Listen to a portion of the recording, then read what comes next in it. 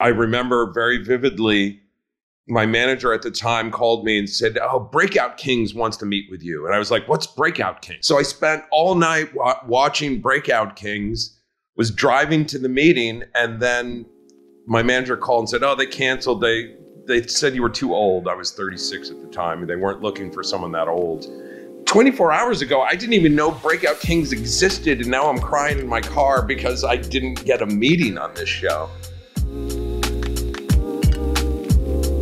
Welcome back to another episode of That Can't Be Right, a podcast about exploring structural wrongs, cultural oddities, and wild opinions. I'm your host, Ryan Rogan, and I'm very happy you're here. Follow along for hot takes, clips, behind-the-scenes footage, recommendations from guests, and the like at TCBR Pod on Twitter, TikTok, and Instagram. Tag me if you're listening, suggest new episodes or guests. An easy, free way to support the show is to tell a friend or leave a 5-star review on Apple Podcasts. If you've got deepish pockets, feel free to send some financial aid at TCBR Pod on Venmo. That Can't Be Right is back in Hollywood this week. If you are a fan of film and television or otherwise an online type person, you know that the WGA is on strike.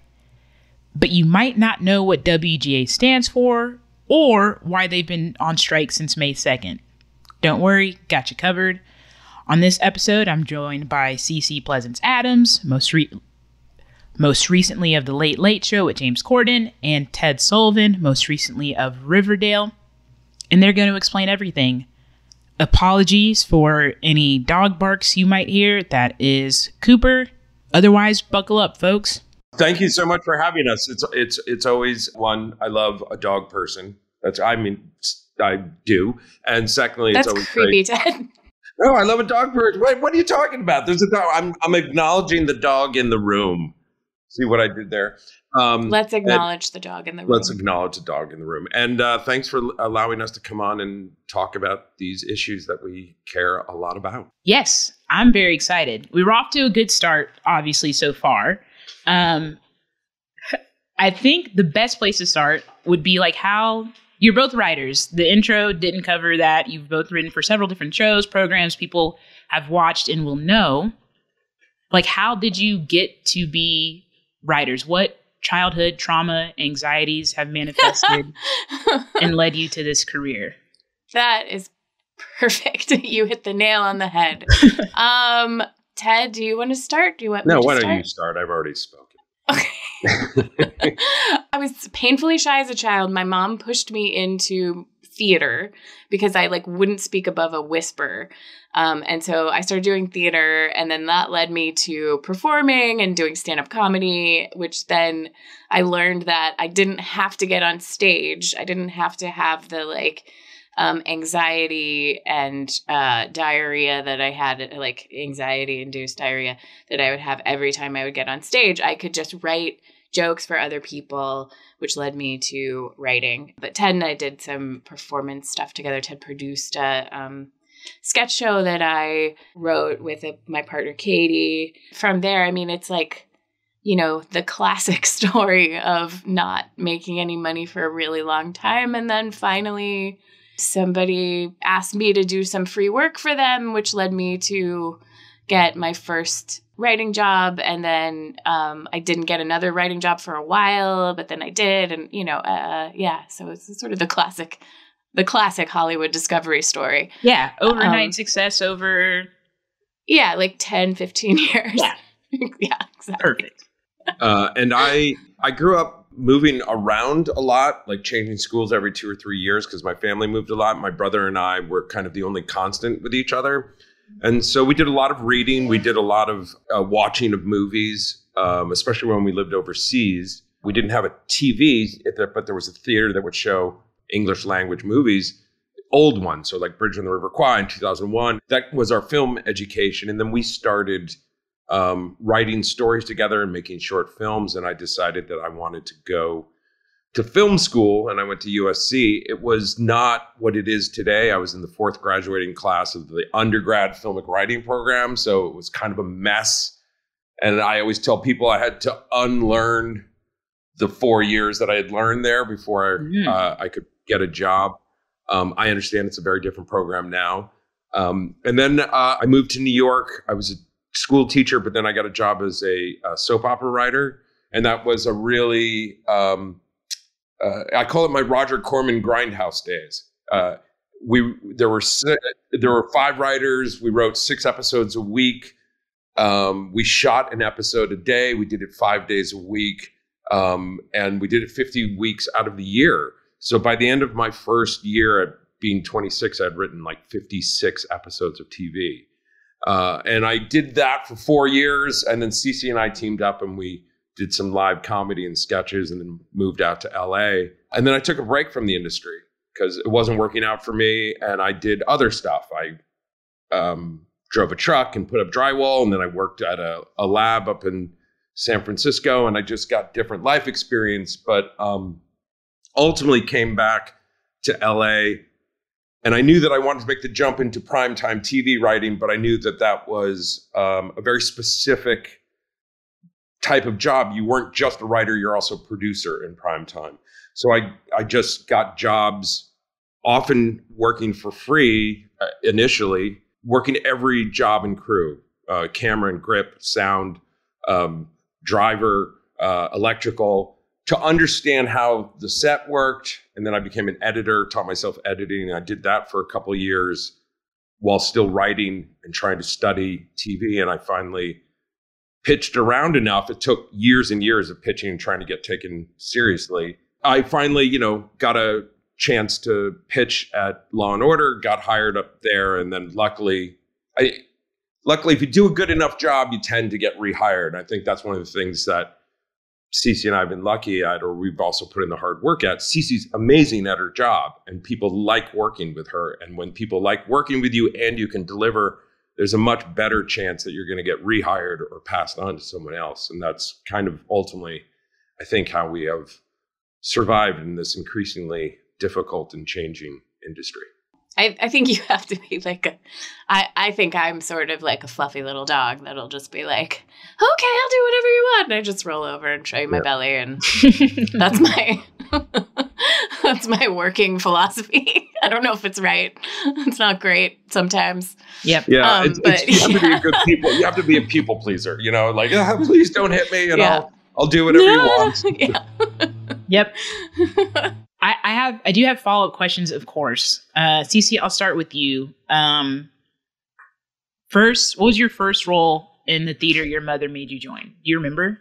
Oh my gosh. Well, back in those days, for my age, I was tall. So I'm a whopping 5'6", but when I was like 11 or 12, I grew to my full height of 5'6". So I was pretty tall for a girl at that time. So I always played boys. Would not be allowed here in Texas. Of course not. I don't think it would be allowed in Virginia now because of the whatever. But yeah, I always played boys. So I played I played a boy named Bob or something. I was like Bob. And I also, my mom would cut my hair short, which is fine. I mean, I always wanted long, luxurious hair, but, and now I've rebelled by having long hair at an older age. I continue to insist that I have long hair. But yeah, my mom would cut my hair short and I was tall for a girl and I was thin at that time. I had not grown boobs or anything yet. So I would, always be boys, which was fine. It was fun. Sometimes those roles were comedic. And so I would get to be silly and fun on stage. But yeah, I don't remember. All the shows were made up by the woman that ran the theater company. Oh. This British lady who somehow lived in Richmond, Virginia, named Auntie Una, and she was amazing. And she wrote the craziest little plays for the little children to do. I love that. I love the name. Auntie Una's Theater sounds. Yeah, Theater for Children with Children was the name of the theater. It was kind of a long, sweaty name. It sounds like a child book series, like a young adult book series. Somebody should work on that. Somebody should. There's some IP you can capitalize on there. Go with it, CeCe. Yeah. Yep. I will. Yep. Nice illustrations. If nothing else, I'd like to be a character somehow in the book. You would be a character. Pivoting to you, fun fact that we haven't discussed. I am named after a soap opera. If anybody remembers Ryan's Hope. Of course. Yes. Yes. That My was Mima watched that. That was my mother's favorite. They were expecting a young boy, and then I popped out. And they kept the name, changed the spelling, setting me up for a lifetime of deciding whether or not to correct people. Usually I love the spelling of your name. It's really cool. I think it's great. I'm sure it was not. Thank you. I grew up with the name. My real name is Ed Sullivan. So to younger people, they don't really understand why that was a problem. But growing up in the 70s and 80s, it was a problem. And so I understand names can be complicated and come with some baggage. Yeah, I like it. It's just, it's deciding, will I ever speak to this person again? Do I need to correct them? Right. And then coming up with a Starbucks name, which is now Rain, which is also confusing to people, but whatever. Follow-up question, Ted. Did you work at Theranos? I'm sorry? Lab. Did you work at Theranos? Oh, no. I worked at SRI in Stanford. So I was a research assistant doing longitudinal studies on alcoholism, HIV, the effects of those things on the brain structure and function and that type, and MRI scanning and that type of thing. So you weren't sending poop boxes to CVS. I don't know. I don't understand what Theranos was, but that's what it was, right? It was like the... Yeah, they were... It's supposed to be... Yeah. A magic box is what they sold it on. Yeah, magic poop box. Blood. So... Bye. You both mentioned LA, New York, Virginia, New York, LA. Do you feel like you had a big break moment? I was like, okay, I've made it. This is my career now. I know you both mentioned like you got jobs and then there were stretches where you didn't, but did you finally get a job where it was like, or a role opportunity where you're like, okay, I can translate this into like long term? Does that feeling ever come as a writer? No, I mean, I'm constantly afraid that I'll never work again. I had a TV writing job in New York. And I was like, yes, this is it. I'm in now. And then Ted and I came out to LA, together with this like, sketch show. And we moved to LA on September 7th of 2001. Yeah. You may remember that some stuff happened around that time. And then I didn't get another comedy writing job for 5 years. I feel like everyone was in, obviously this is not the worst thing that happened around that time, but like. No, CeCe, I think absolutely. You not landing a comedy job for 5 years is the pain. That's what we will never forget. That's the shared trauma that we're all really thinking about when we reflect on that time in our history. Yep. But everyone was like, what do we do? Comedy is confusing. It's all changing, whatever. So I was just like performing and stuff. And then I got this job writing on a show called MXC, which was on Spike TV at the time.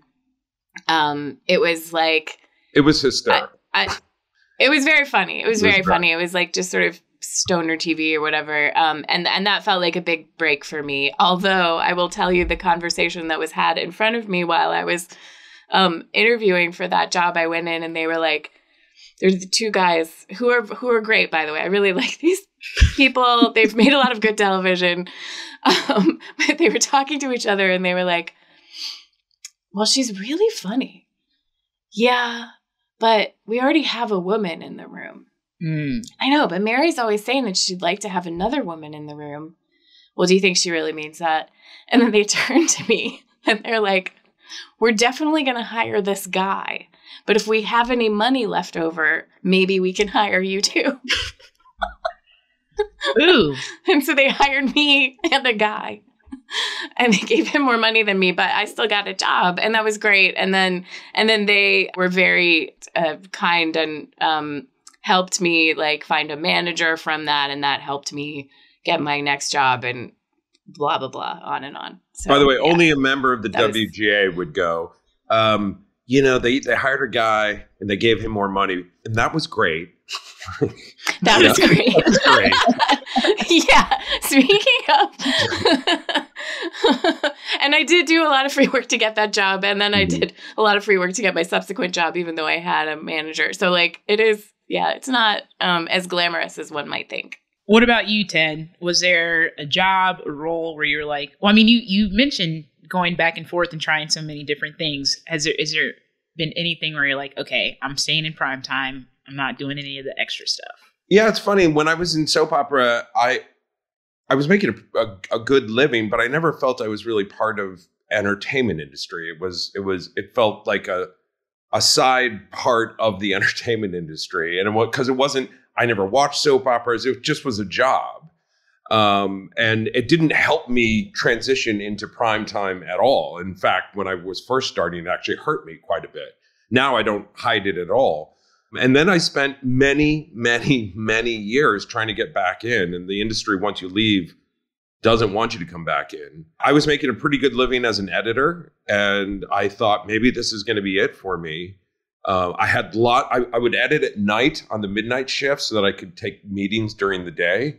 And I remember very vividly, my manager at the time called me and said, "Oh, Breakout Kings wants to meet with you." And I was like, "What's Breakout Kings?" And they said, "It's a TV show. It's your new favorite show."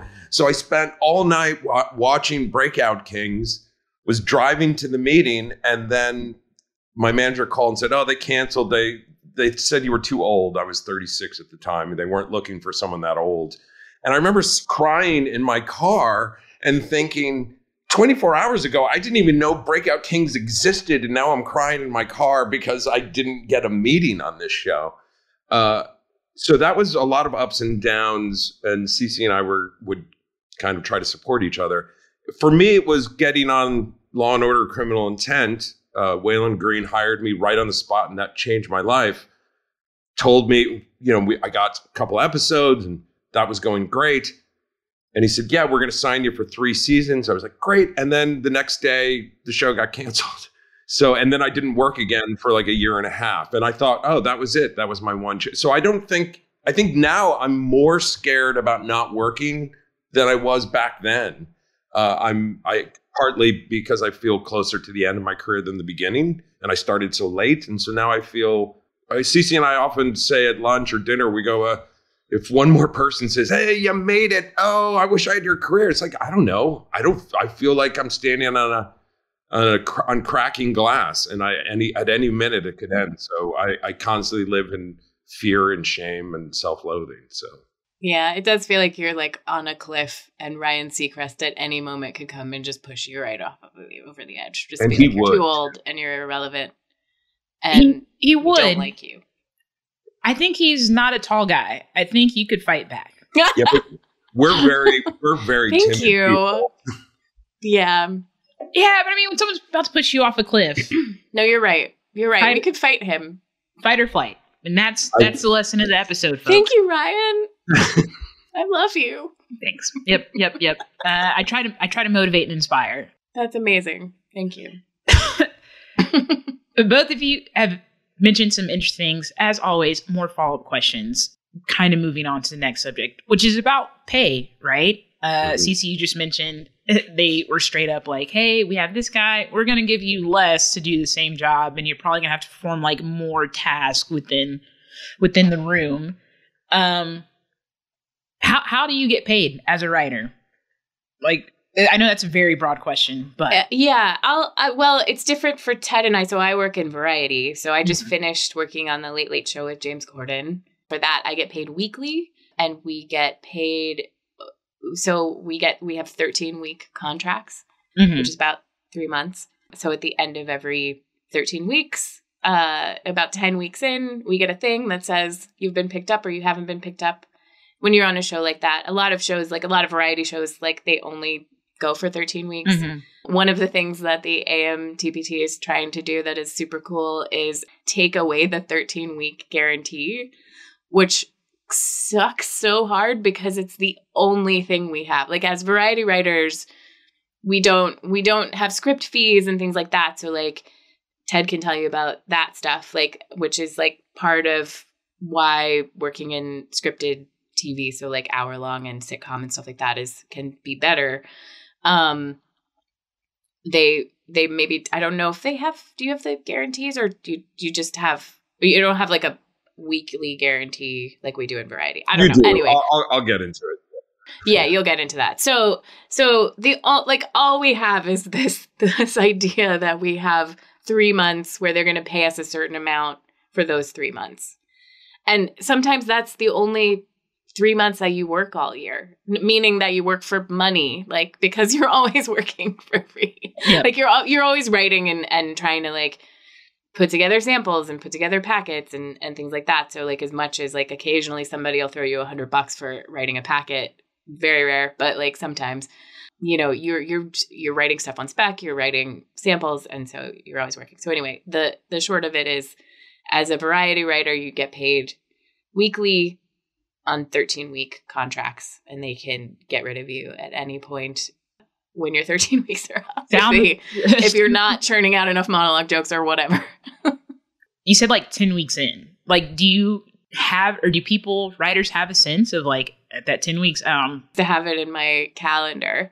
And at a certain point, like, you know, I was at the Late Late Show for 5 years. At a certain point, I was like, I feel like I do pretty well on the show, and I'm not stressed out about it anymore because I was, you know, consistently getting stuff on and they liked me and whatever. So I wasn't like freaking out. But for probably like a year, I was just like checking, you know, because I think they have to let you know 3 weeks before your contract's up or something like that. So they have to tell you that they're gonna, and then you're supposed to work. Some places will just tell you and then you can leave, but some places will expect you to work for those last 3 weeks or something, which is those are the worst places. Yeah. I put in my notice, let me leave. Or we gave you your notice. Yeah, like we want you to don't continue. Even like me. Why are you to here? Right. To write jokes for this person that hates you. Yeah. Yeah. So that's weird, but yeah, that's how it works in Variety. And then last question, and then Ted, we'll go to you. The rate, that weekly or the 13-week rate, is that like negotiable at all, or they're like, take it? More or less. I mean, it is negotiable, but it's not really. I mean, It's especially for something where it's like, I mean, there are very few late night jobs because there are very few late night shows. So there are probably like 100 of those jobs. So basically you work at a guild minimum. So there are minimums which is why it's great to have the Writers Guild, because they keep them from saying like, we're going to pay you $800 a week or what, you know, whatever, which is not enough to live on in LA, though lots of people do it. God bless them. So there is a minimum, and usually a show that's like on the air for a long time will try to pay you a minimum. Almost every show will try to pay you a minimum. And then like at a certain point you have to say, well, no, I've been doing this for 15 years. You have to pay me like at least what I was making at my last job, which is probably less than I should be getting paid, but it's fine. And I know that you're going to pay all the men more, and that's okay too. I don't care anymore. Yay. Yay. We did it. Come do this, young people. You don't get residuals. You don't get script fees. You don't get any of that stuff in Variety. We do get residuals in Variety. We do. But not, I mean, in streaming, it's bananas, which we'll get into that as well. But like, so I worked on this show called Bill Nye Saves the World with the great Bill Nye, which was so much fun, and I loved it. And it was for Netflix. We did 3 seasons. We were on in 150 countries. They reran the shit out of it. The WGA had to litigate to get us our residuals, which were like garbage. I ended up getting a check for like $2,000, which is crazy. Just to put that in perspective, on the Late Late Show, which is, again, it's a weekly show. It's a lot more content, whatever. But like, oh no, I'll tell you this one. So Mind of Mencia, which... Listen, don't hold it against me. It was my first guild job that I worked on in 2007. When the strike happened, I got a residual check from them. That was a weekly show on Comedy Central. I got a residual check for $6,000, and I was able to live on that residual check for like the duration of the strike. But then I did this other show that was so much higher profile, so many more episodes in 150 countries. And all the residuals that I got were $2,000. The $6,000 Mind of Mencia residual check was like, I think I probably ended up making like $15,000 from that show. So that's where we are. I mean, it's a bummer. Mind of Mencia wasn't on the bingo card for today, but I'm excited. I just hadn't thought about it in so long. It's not really on my resume. We all have those jobs. But it got me in the guild. And I will say, Carlos Mencia was very lovely to me, and he paid me for my jokes. So I benefited from working on it, and I'm sorry to anyone that was hurt by the content of the show. All right. We've checked CeCe's pocketbook. Ted, how does money work in your world? So it really depends on if you're doing a network show, a cable show, or a streaming show. On some factors, there's some common denominators amongst all of them. You sign onto a show, they tend to sign you for a 3-season contract. That said, they can fire you at the end of every season. You're not allowed to leave, but they can drop you at any point. They pay you a weekly salary, which is like your guarantee. You negotiate what your guarantee is going to be for this. And there's not a lot of wiggle room on it. It's, as CeCe said, they basically, especially nowadays, just throw the gauntlet down and say, it's going to be this, this, and this for season 1, season 2, season 3. You get a writer guarantee weekly. And then once production starts, because I'm a producer as well, you get a producer fee on top of that. You also get a script fee based on, your episode that you're credited for. So that's basically how the money works there. If you're doing it, and it's really about how long the season is. So if it's a 22 episode season, like when I was doing Law and Order or Revenge, that's going to be like 46 weeks or something like that you're pretty much guaranteed that you're going to work. If you're doing a 13 episode, which I've done, that's supposed to be more like 28 or 32. And if you do 10, it's like 24 weeks. The problem that we run into with how the industry has been changing, especially with streaming and especially with Netflix, who are the true villains of this story in a lot of ways, is when they do these 10 episode orders, you work for, let's say, 20 weeks, you write the episodes, and then they let you go, but they still hold you what they call in first position.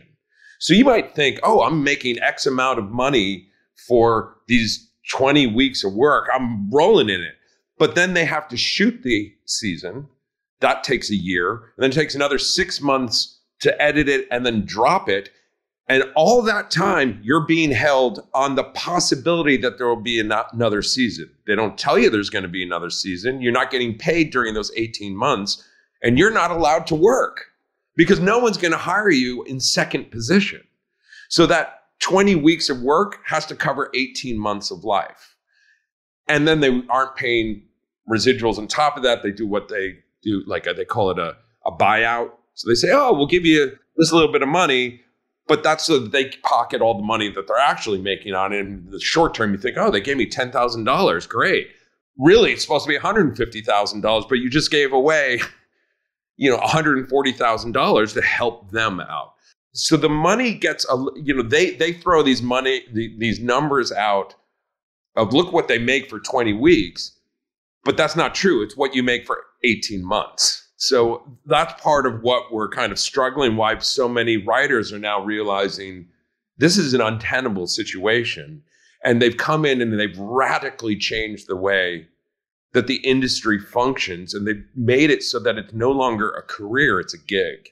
And that is the same thing that's happening in every industry. And one of the things that we're really, really trying so hard to fight against.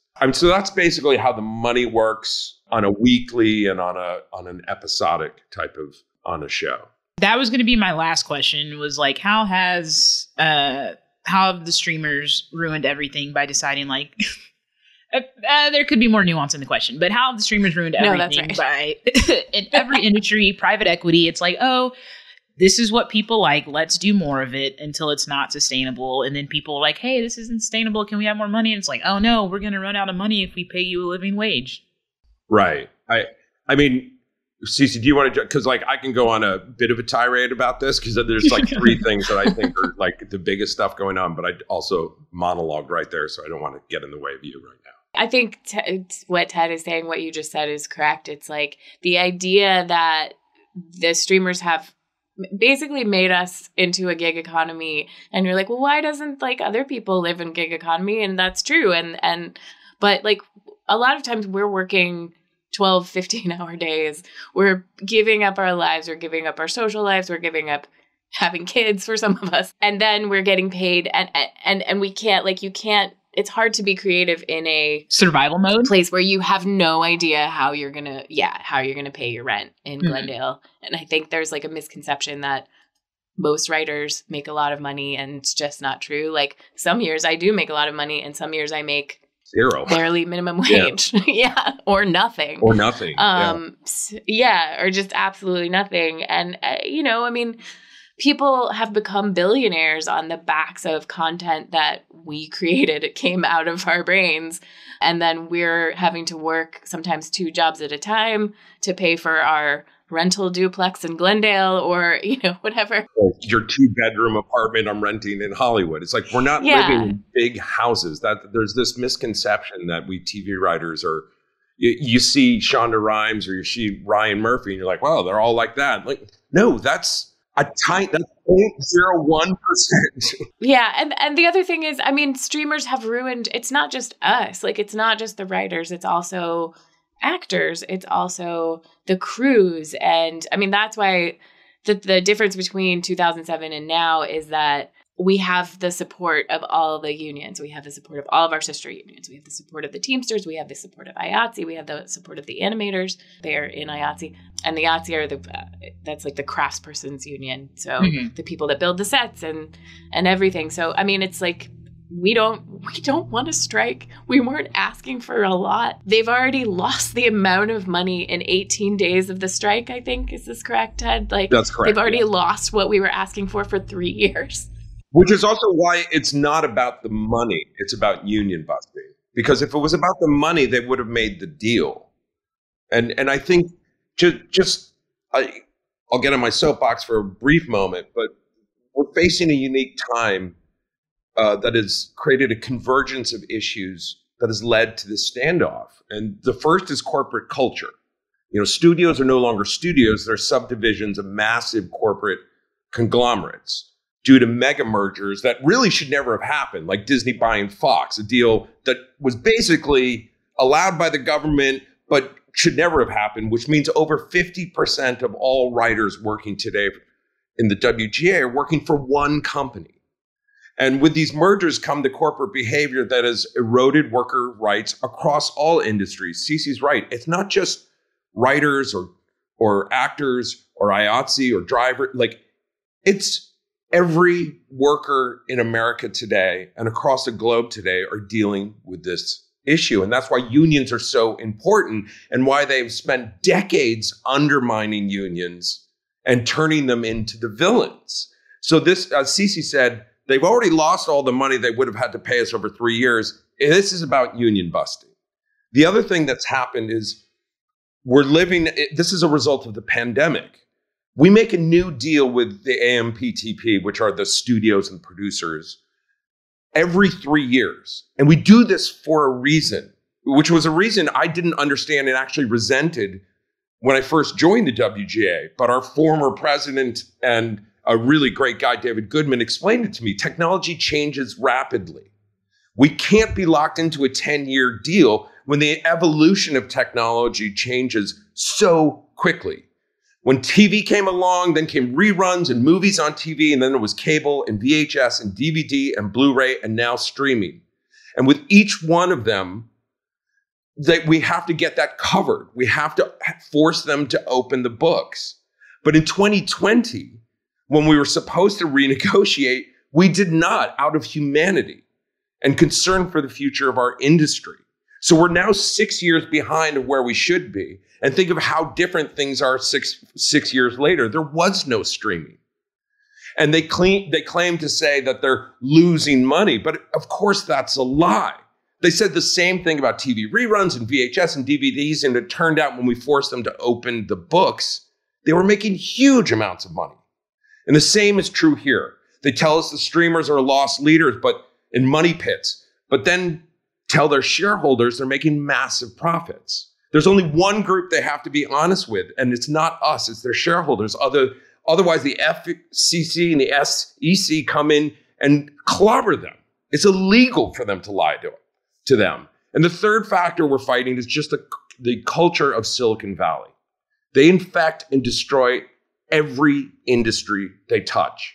Amazon destroyed the publishing industry. Google destroyed newspapers. Uber destroyed taxis. Airbnb, Zillow, and Redfin destroyed the rental markets and housing markets. And the list goes on and on.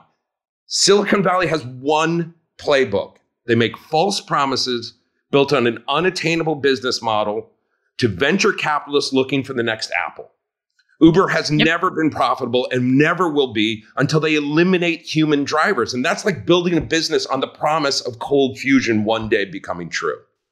So what we're trying to do is fend off this corporate culture, the Silicon Valley lie, and fight back and claw back worker rights that every industry right now is facing. We're not different from anyone. And we can see what they've done to every industry. And it's vital that and that's why they try to turn our unions against each other.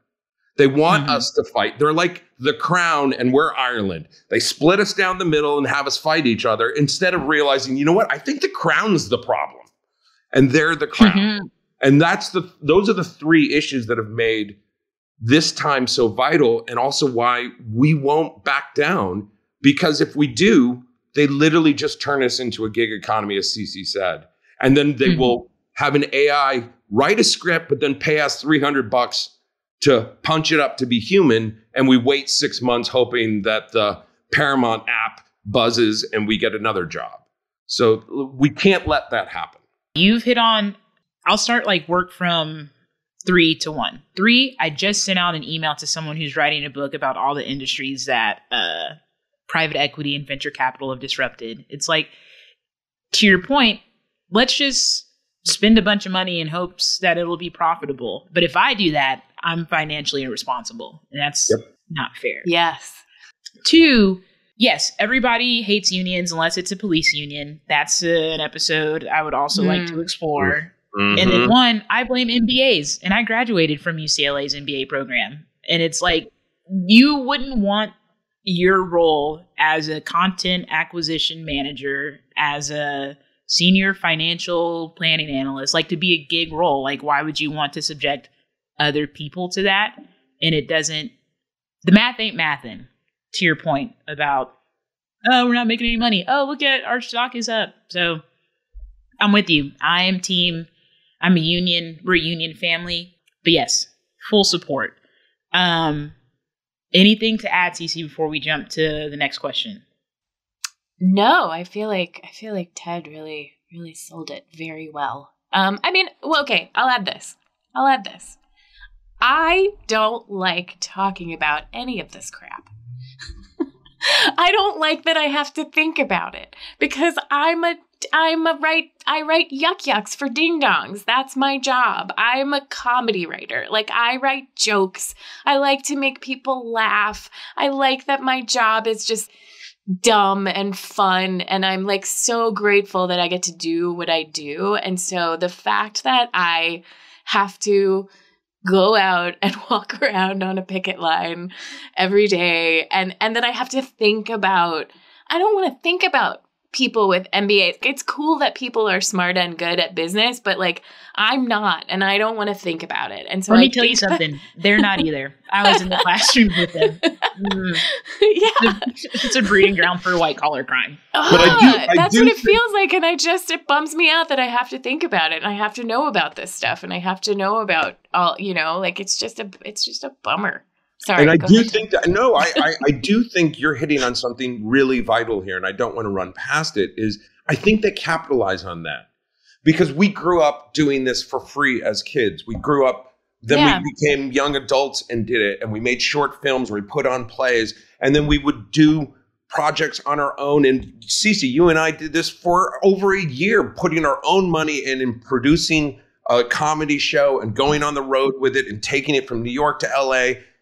We did that because it was our dream. And they capitalize on the fact that this is our dream. And they go like, well, they'll just take whatever we give them because they want to do this. And they basically do it for free. We have to remind ourselves, no, you're not allowed to just demonetize us into oblivion. And the very fact that they call it content instead of stories or movies or TV. Content is a guy getting hit in the balls with a wiffle bat. You know, like that's content. That's just generic crap that you can see. But a story has a theme and characters and arcs, and they don't know that and they don't care about it. That's why they love superhero movies, because it's a logo and it's just the promise of the next movie. So they know how to sell a logo like they know how to sell a Nike swoosh or a Mercedes logo. They're all logos and they know how to do that. People go, oh, that trailer looked great. And then they go see the movie and it's like, well, the movie's about nothing, which is garbage. Exactly. Because they don't know how to tell a story and they're not even interested in telling a story. They're just interested in creating content to then get you to watch the next piece of content. Took me about 15 Marvel Cinematic Universe movies, but I finally caught on to that game. I am sick of remembering what happened in the last movie, so I've opted out of that world and canon and whatever. I'm a dum-dum. It's a trap. It's a trap. I like it. I like it when they get the blue cube and they run around. I don't know. And then everybody has to wait till after the credits. Oh yeah, you got to watch the scene where they eat the thing or they say something funny. Yeah, and I still don't know what's happening. So then I have to go see the next one. And I freed myself from that burden. Good for you. Well done. It's also 2.5-hour movies don't really do it for me anymore. No. I have to pee. Question. A bit of a sidebar question. Have y'all read any excerpts? I don't know why I decided I wanted to use that word. From Burn It Down, the Maureen Ryan book about how everything's terrible. No. I feel like that's what's in my head all the time, but I want to now. I purchased it. I have. If you look at my credits, you will see, holy crap, Ted has had a bad run of toxic shows. Because I've been in some meetings where people have been like, I don't know who you screwed in a past life, but wow, that is a bad run. Tons of toxic rooms. And I know it's going to be a triggering read. I am going to read it, but I have to get through this strike before... I'm lucky. Riverdale, which I've just finished, was a good room, but most of the rooms I've been in have been the most painful, traumatic experience. Like when people outside of the industry hear that, they go, "Oh, they don't understand how painful and awful people in power can be to those underneath them in these types of jobs." And the types of abuse, when I've told them, they've been like, wait, what? Really? Adults did that to another adult? I'm like, yeah. Plus, on top of the racism and homophobia and sexual harassment that is rampant. And quite frankly, I think worse after Me Too. I think they felt empowered. They got rid of Kevin Spacey and they got rid of Weinstein. They're like, they got rid of, that douchebag at CBS. And they were like, yep, it's all fixed now. And you're like, well, no, and then they're just more empowered now. So I actually think it's worse than it was before. So it's been a little hard for me to sit down to... Sorry, Ryan. Yeah. No, I mean... This is audio, but Ryan's face was so sad. Yeah. I don't disagree, unfortunately, but I think that this post Me Too, because there were very few consequences to bringing down certain people. Like there were so many people that were just as bad or close to as bad, and that created a place where people felt empowered. They felt like they were sort of operating in a consequence-free environment. Also, just because you get rid of Moonves doesn't mean that the network that he was head of for decades isn't riddled with all the same people that he hired. Like, if the studio executives who protect the monsters are still there, then there is going to be no change. So the studios have done an incredible job of shining the flashlight on things like diversity, inclusion, sexual, the Me Too on us and away from them, because they also know no one knows their names. They're not famous. Les Moonves was taken down because he just got famous enough. But most of them operate in the shadows and the darkness, and they protect other monsters because they're monsters. So reading that book is definitely on my list to do. But during a strike, when we're fighting for the life of the industry, I just mentally am not ready to do it yet. But I know a lot of people on the line are. And I'm also, the one thing I will say that has been wonderful about the line, both sad and wonderful, is finding other people who have gone through similar trauma, and we share that trauma. And it sucks how much of it there is, but it does make you feel a little less alone. I was sad to hear both of you share your experiences, like how it's seemingly worse, but like it also tracks with the world, right? People are like destroying Target because there's pride stuff in the stores. And it's like, oh, well, corporations said, oh, we support this and we love this and we care about it. And then as soon as, we're a few years removed from 2020 and the summer of what I call white people discovering racism, and everybody's kind of like, we're over caring about people who are others. It sucks, but I guess I'm not surprised. I would like to also say for the record that James Corden is the loveliest person in the world, in spite of what you've heard on the internet. I've never seen him be mean to a soul. And I wasn't talking about my show, The Late Late Show. It was a really wonderful place to work, and they were very kind, and they did care about diversity and inclusion and not sexually harassing people. And Riverdale was the same way. Roberto Aguirre-Sacasa has incredibly diverse room and crew, and also promotes internally, and he's been one of the few bright lights in my showrunner life. He came at a time where I needed a lifeline, and I needed someone to remind me that there is a pathway through this, because if I had to do one more job like I had done in a row, I think I was just going to leave the industry. It's just not worth it. I'm glad. So there are some nice places. Definitely. There are some bright spots. And the fact that we have young people, I think that's why a lot of people keep talking on the line about this, we're doing this for the next generation, is because I have a lot of faith in Gen Z. I have a lot of faith in someday these people will die. Yeah. You know what I mean? Soon enough. And then eventually we will get to a place where we have people in power who are making good decisions and lifting people up that have different voices and caring about reflecting the population instead of just reflecting a few people and their dumb old ideas. Yeah, and I think CeCe's hit on something that's really important. One of the things, the fight we're fighting for on the line isn't really going to help CeCe and me all that much, because we're at upper level. What we're fighting for is for a younger generation, first-time writers, young writers who are coming in, who we want them to have the ability to not just have a job, but a career. Because until Silicon Valley came into the industry, that's what we had. They broke it, and we're trying to fix it. So we're trying to help younger people have a future and to teach them the power of a union. And that's what I love. That's why I'm a socialist and not a capitalist, even though I live in a capitalist country. A society is supposed to take care of the most fragile and the ones that need the most help, not to reward the people with the most power and the most money. And so I love being part of a union, because a union constantly reminds us it's not about me, it's about us as a group and helping as many people as we can make their lives better. How does one become a member of the WGA? What credits do you need?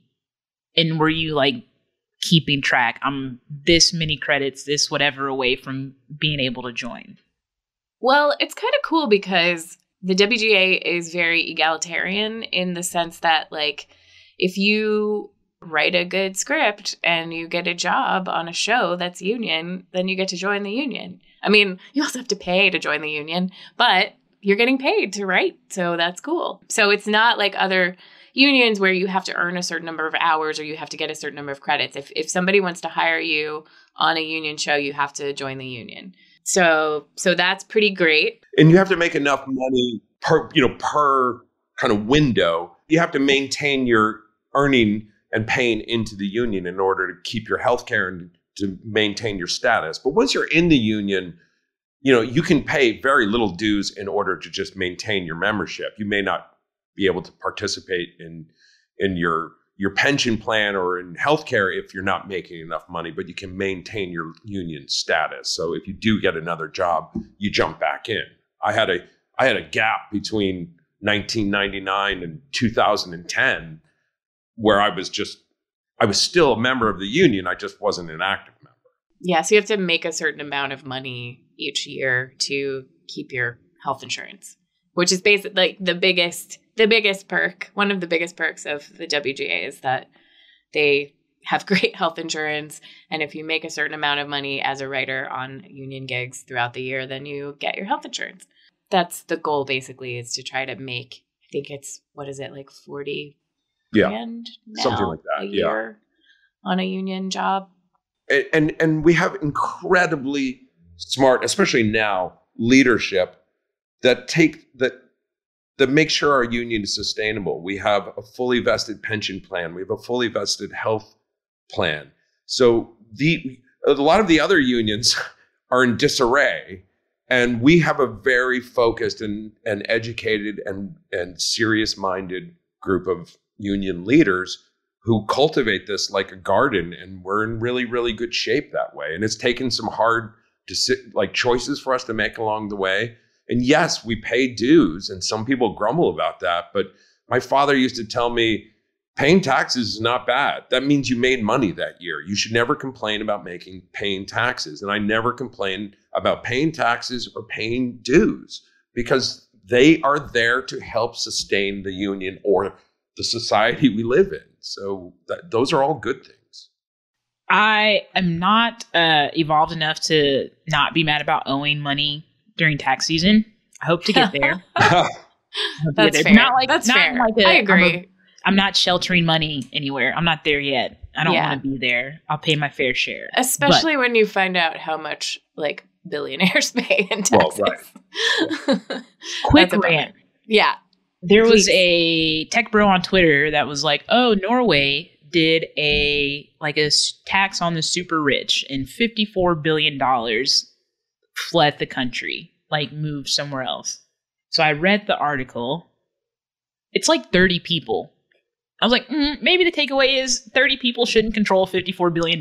Yeah. Oh, 54 billion people left. We lost those billionaires. Oh, shoot. And it's like, also, you're not close. Why are you capping so hard for billionaires? We're poor.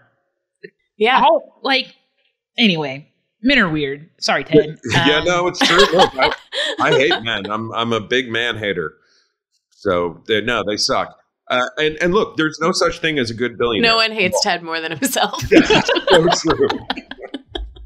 Non-union shows. Under what circumstances is a show or production non-union? So a lot of reality shows are non-union because reality shows are very much written. If you've watched a reality show, you understand that there's a person off camera giving people lines or telling them to say something again or say it a different way or whatever. And so I'm sorry not to disabuse anyone of the idea that the Vanderpumps come up with their own zingers, but they don't.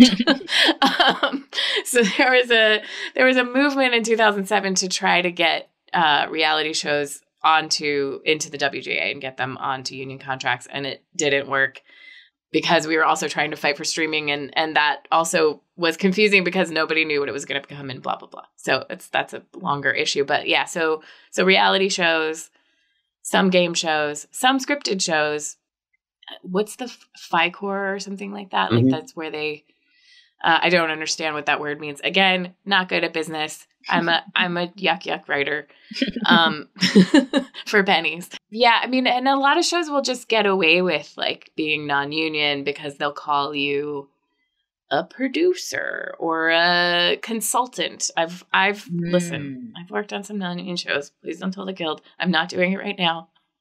I haven't done it in many years, but when I was poor and I didn't have enough money and somebody called me up and said, we'll pay you $500 a week to write a couple of jokes for Joan Rivers or whatever, I was like, okay.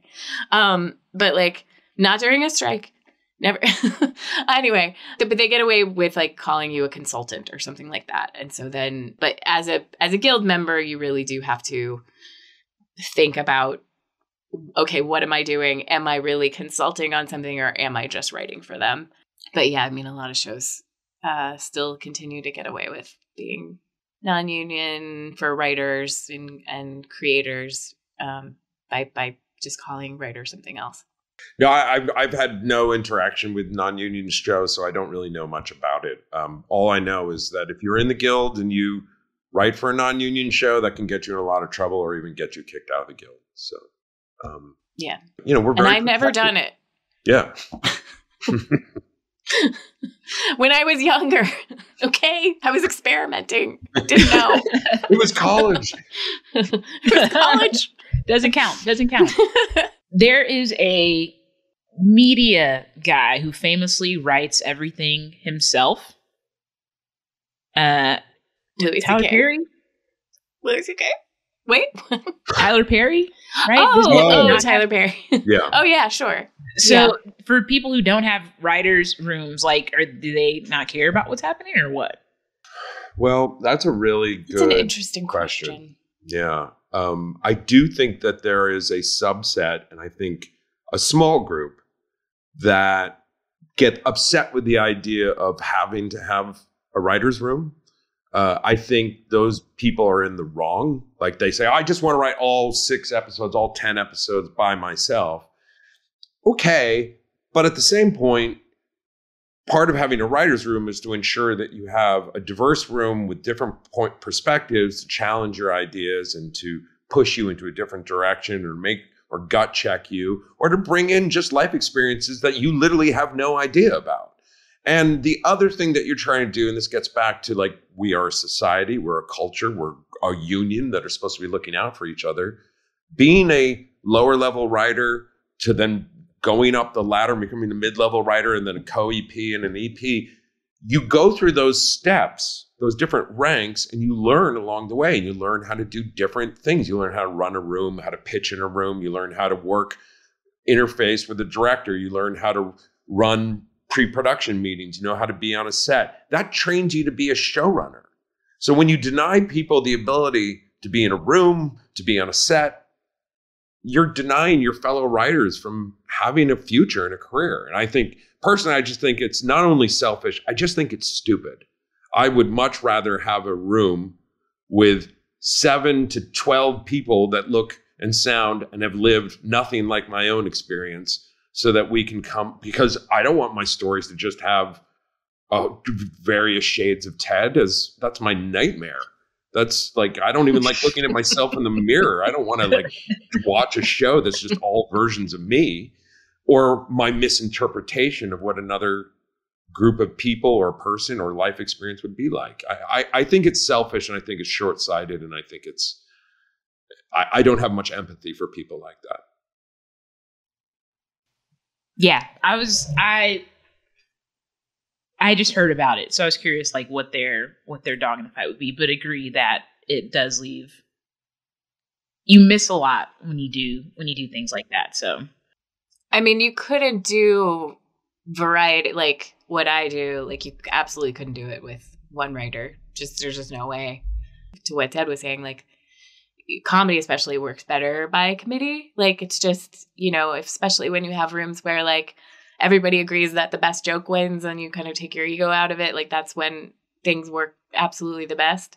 So it makes sense that it would also work in drama, in sitcom, and everything where, like you have more voices helping. It doesn't have to be like if Tyler Perry or Mike White or what, want to write like most of the episode or most of the story, but then like just to get some perspective from people. I very much don't think that nobody reads what they're writing and gives feedback. And, you have to, you need that. You can't just write in a vacuum. I don't know how that works. It's time to move to the picket lines. Favorite signs you've seen, but also why is it important that there are actual physical picket lines throughout this process? My friend Joanna Karishi, who's a great writer, she's on Family Guy, she's very funny, was an assistant during the 2007 strike. And one of the things she heard was that the thing that drove the executives the craziest was the honking outside. So she made a very funny sign that said, honk if you're horny or mad as hell, early in the strike. And it makes you laugh, and it also makes people honk, and that keeps people, from wanting to cross the picket line, and lets people know why we're here. But also, just on a very basic level, people should feel guilty crossing a picket line. You should feel bad. I'm so, guilt is a tool. It's been employed against all of us, I'm sure, at some point. And I think we have to deploy it against people who are working for companies that are trying to take away our livelihood.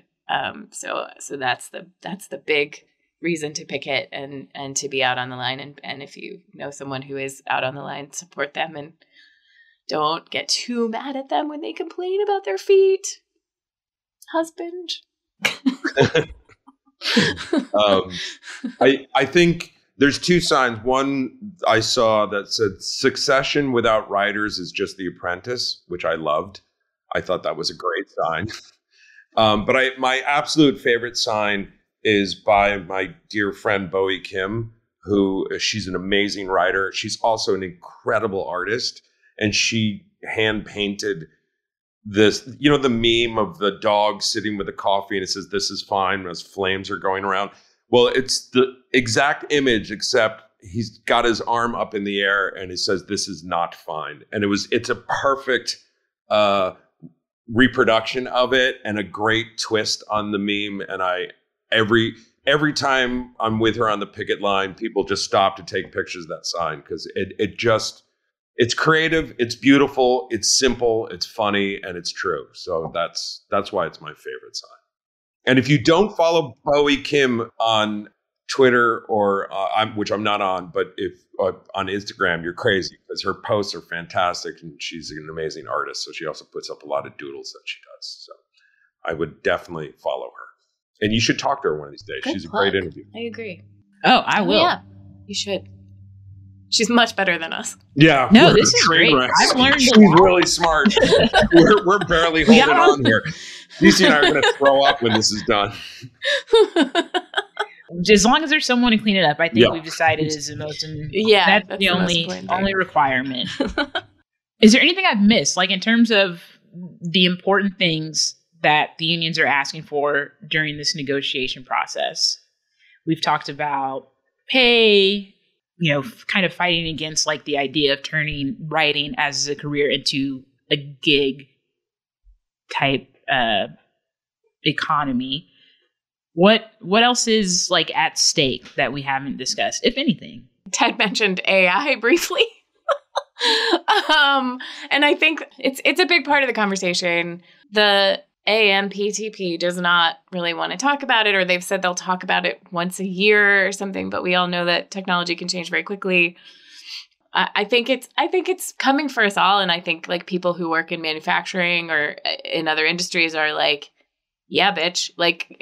They sort of are yes, this is coming to take our jobs. So I think it's that's one of the things that everyone feels is really important to just be able to have an open dialogue about what that is and how it affects us and how it affects copyright, because basically at this point AI is just taking material that other people have written and smushing it into a thing and putting in an algorithm and making new content, and that that can be something that maybe writers can use as a tool, but we don't want to get to a point where, as Ted said earlier, like somebody, writes like or like somebody puts in an algorithm for a script and then pays you like nothing to make it human, which will basically mean rewriting it from scratch because the AI is not there yet in terms of making real new human stories.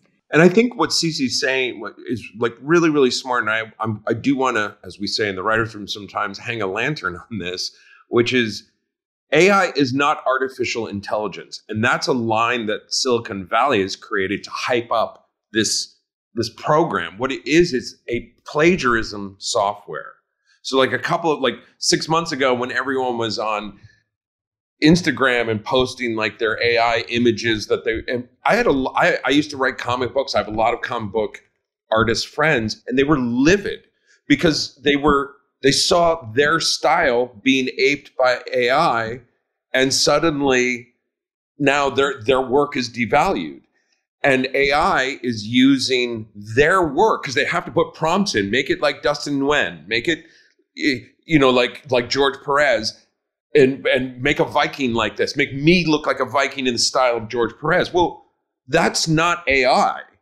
They're standing on the shoulders of people that have spent literally decades of their life creating a style, learning a craft, and becoming an artist. So what Silicon Valley always does is just take someone else's idea, repackage it, and pretend that they've created something new. And I think and the other real danger of AI is that it's going to impact not just the artist writing and acting and directing, but it's going to have a huge impact on just the industry in general, on unit production managers who create schedules. Well, then they'll have AI do that. And second ADs and all these various jobs, production managers, production coordinators, these are all things that AI could be implemented to do badly. And so we have to make sure that kind of gets out of there. And I really hope that some lawyers come along, and I never thought I would say this, but start suing the hell out of these companies and saying, you can't use people's work and pass it off as your own and monetize that. So if we could get some lawyers to start hammering away at this, because Congress is never going to do anything because they never do anything anymore. They've completely become immobilized and also pawned. Both Democrats and Republicans bought whores that are bought by corporate America. Like Nancy Pelosi is I hate her as much as I hate anyone in the GOP because Biden is just a lackey for corporations. So we can't rely on the politicians to do that. We as unions have to fight back against that. And hopefully some good lawyers, which I know sometimes sounds like an oxymoron, but I've met a few. But I think that some lawyers have to stand up and start saying, no, Silicon Valley, you can't do this anymore. You can't take people's work and pass it off as your own. Going back to, I don't remember which one of you said it, I'm sorry, but going back, someone said Silicon Valley just inserts itself into different industries, like trying to throw money at a wall and see what sticks. I feel like AI is another one of those areas, like Web3 and crypto and NFTs, if everybody remembers the monkeys that were on your feeds, like in early pandemic days. Like also crazy racist as well. It's just all insane. Like all that stuff. And I hope that AI goes the way of Meta, and virtual reality and all that. Silicon Valley keeps telling us, oh, this is the Meta universe. And virtual reality, in the end, no one wants it. I hope in the end, we just toss this away. Throw it all away. What I always say is everybody's like, oh, we've democratized access to. I was like, hey, democracy is hanging on by a thread. So what are we really doing? Or what are we innovating? It's like, yeah, we've given a megaphone and tools to the wrong people. It just feels like we've taken the people with the most privilege and given them the most access to money and a platform and I don't know, whatever. They're bored and they're not really solving real problems. They're finding something to fill their time.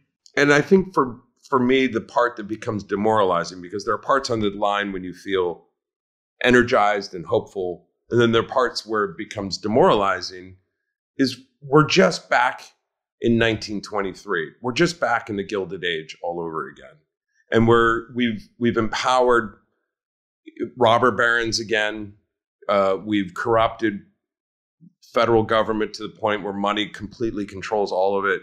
And we're trying to claw back the very same things that unions did back in 1923.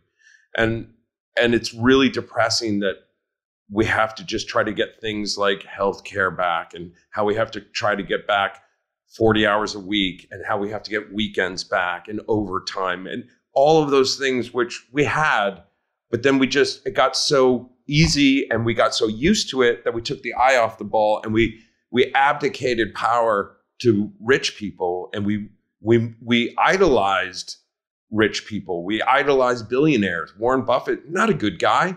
He masquerades as a good guy. Tim Cook, horrible human being. If I were running a company where the factories that made my phones were causing people to go to the roof and jump off and kill themselves because of the work conditions, my answer would not be, oh, that's a third-party vendor. We don't have anything to do with that. It would be, holy shit, we need to stop this right away. But he's not a human being. He's a billionaire. And so we have to stop idolizing billionaires, and we have to fight to claw back all the same things our great-grandparents fought to get in 1923. And it sucks. That part breaks my heart like every 4 or 5 days. And that's when I have a big cry after the picket line, because I'm like, this sucks. I forgot about that Apple story. Yeah. Like they swept that under the rug. Didn't get any push notifications on that one. No, they just put nets up around, which I saw when I took the bullet train in China. That was their answer. Just put nets up. Cool. Oh. Tim Cook, great guy. Great guy. Keep it light, Ted. I'm just kidding. I'm just kidding. Hey, we're doing yuck yucks. But that also feels like a very Texas government approach to mental health. Oh, yeah. Yeah. I'm not going to tell them. I don't know if anybody followed up in Texas followed up, but I'm not going to tell them that happened. No. Edit this part out. Sounds like a great idea. Yeah, we don't want anyone getting any ideas. Yeah. Yep. How long do you think this will last? That's a great question. I don't know. I mean, some people are saying September. So the SAG is negotiating now. They have a 97% vote in favor of us. So they authorized a strike if they can't get a deal. They're looking at the same issues that we are. And they're a huge union. So I think one way or the other, what the outcome of their negotiation will affect when the strike ends for us. So if they go out on strike, I think that's gonna really affect people, because it's really gonna start affecting your TV, what you're watching on the YouTubes and the regular TV. So yeah, I mean, that could be, we'll see. But a lot of people are saying September, and I don't know why. I feel like that's kind of arbitrary, but I think it depends completely on if SAG stands with us or not. We were hoping the DGA was, some were hoping. I never believed the DGA was going to stand with us. Although there is talk that they might reject the deal that they got. Their members are not happy with it. A lot of the members are not happy with it. If they reject the deal, that would be great. If SAG walks out with us on July 1st, I think it is, or maybe it's July 15th. I can't remember. But hold on, I wrote it down.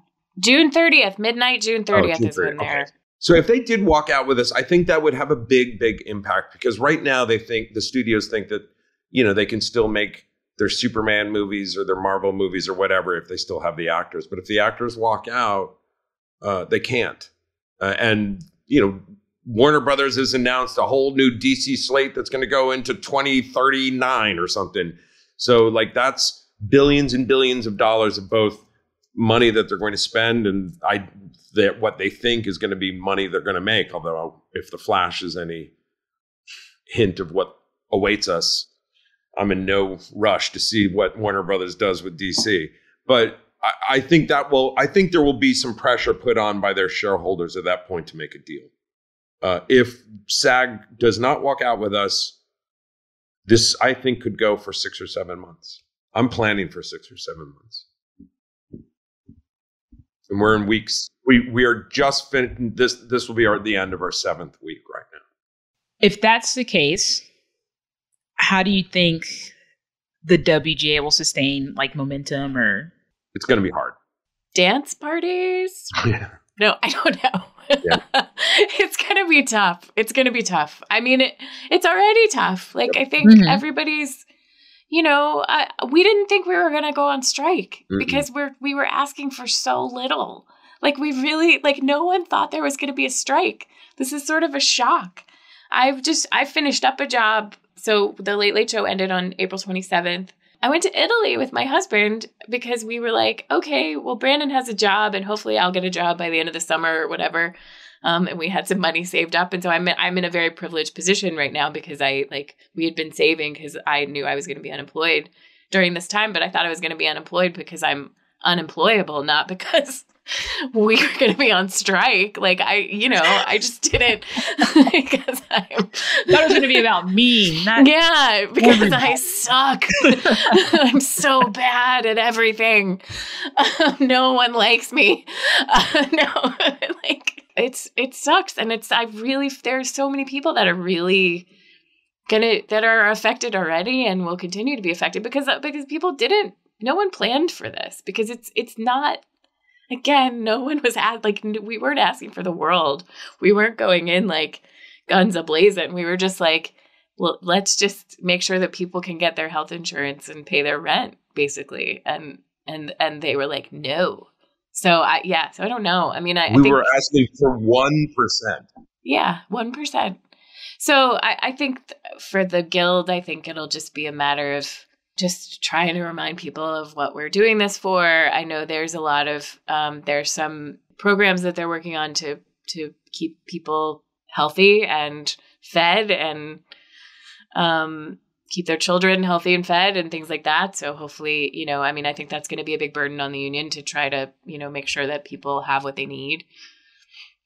But yeah, I don't know. I'm hopeful for SAG. I don't know. I'm a goofy little optimist, but I do feel like the SAG, we've had so many SAG members on the line and they're fired up because their issues are our issues. And so I feel like, the DGA is a smaller union and they do tend to get a better deal than we do because there's not as many directors. And but I know a lot of, as Ted said, I know a lot of directors who are fired up still too. So we'll see how it all shakes out, but I hope it's not going to be 8 months.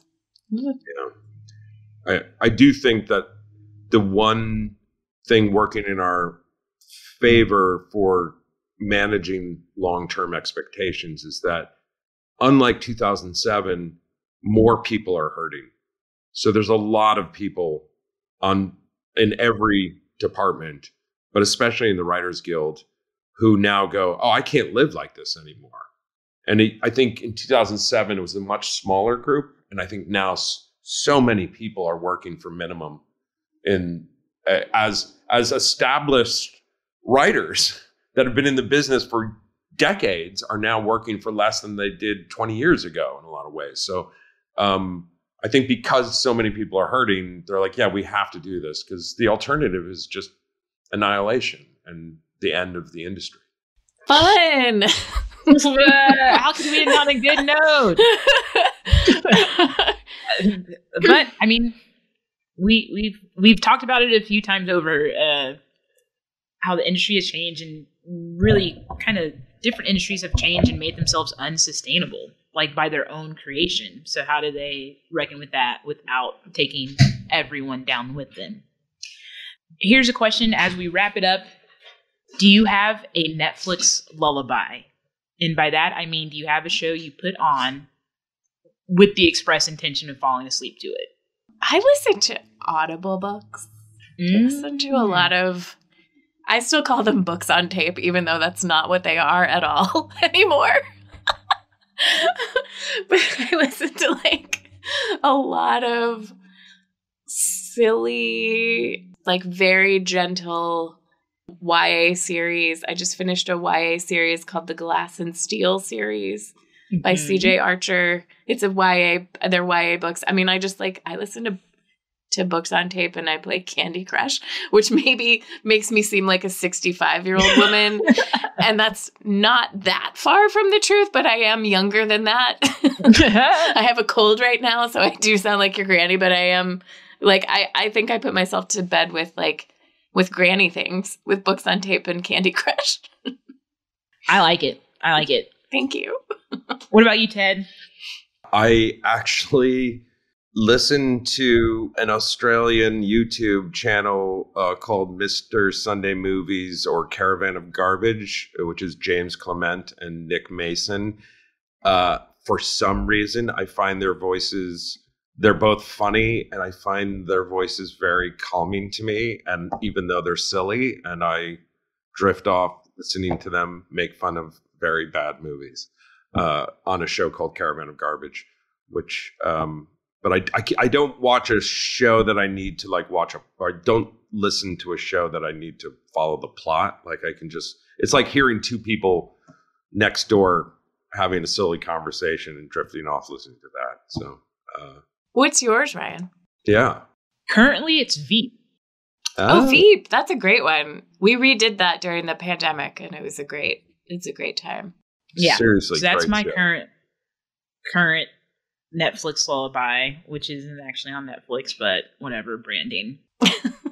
We hate Netflix right now. Yeah. So I hope we can love them again someday soon. I hope they just leave. I hope Apple, Amazon, and Netflix leave. We didn't have them 5 years ago, 6, 7 years ago. We don't need them. Go away. Let's this is the last new topic I'll introduce, and then you can go enjoy your lives. I know you both love sports so much. Yay, sports. Yeah. Woo! Sports balls. Sports team. But it's almost like we don't necessarily need all of this content in the same way we don't need all of the games that they play. They could just play less games so it doesn't hurt people as much, or for the streamers that they don't need to produce new content to fill their digital shelves. I know they'll never do it because that's money that they think they're giving up. You are correct. I think that is correct. I mean, it's tough because more content theoretically means more jobs, but it doesn't necessarily mean that, as we've learned. I mean, it just means more content and maybe more people, but more people making less money or not making a living wage is not a good solution.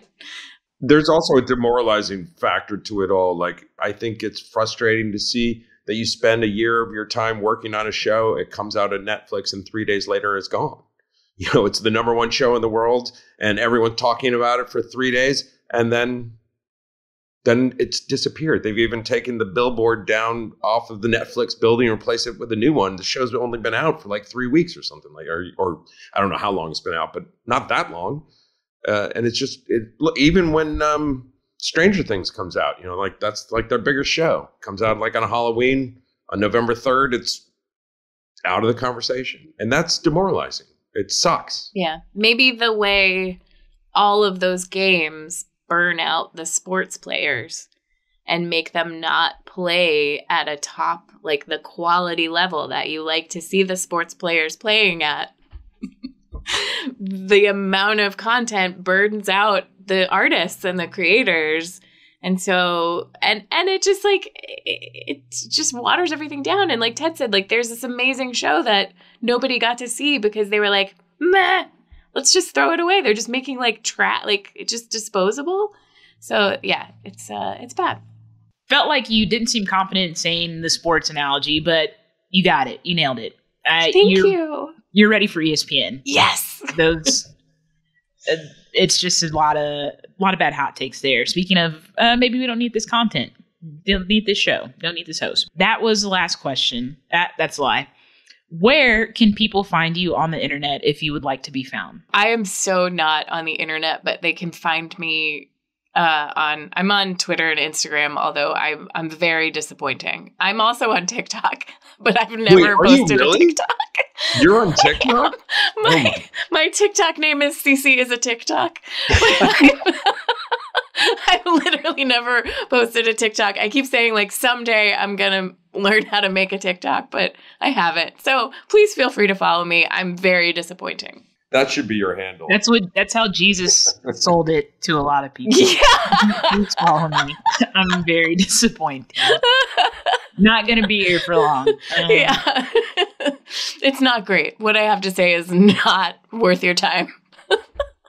Well, now Ted, I have a what reason about to you? join TikTok. This is very exciting. I gave up Twitter a while ago because I just was not good on it. I mean, I just would scream at Republicans the whole time and MAGA heads. So it didn't really do me much good.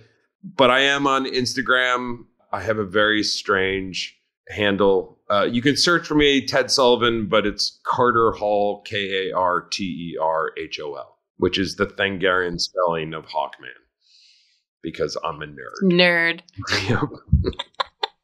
She beat you to it.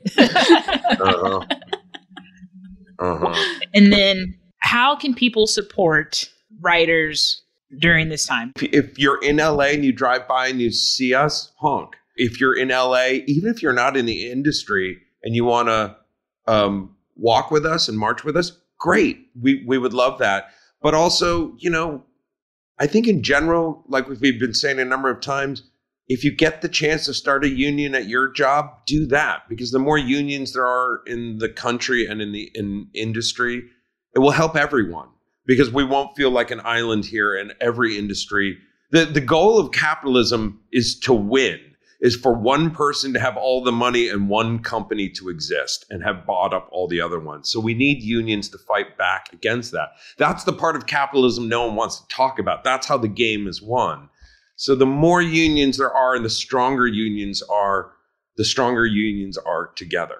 So if you get a chance to start a union, do it. If you get a chance to join a union, do it. And try to like change people's minds about what unions do. Because unions even help people who aren't in unions. Pay goes up for non-union members when unions get pay rises. It just helps everyone.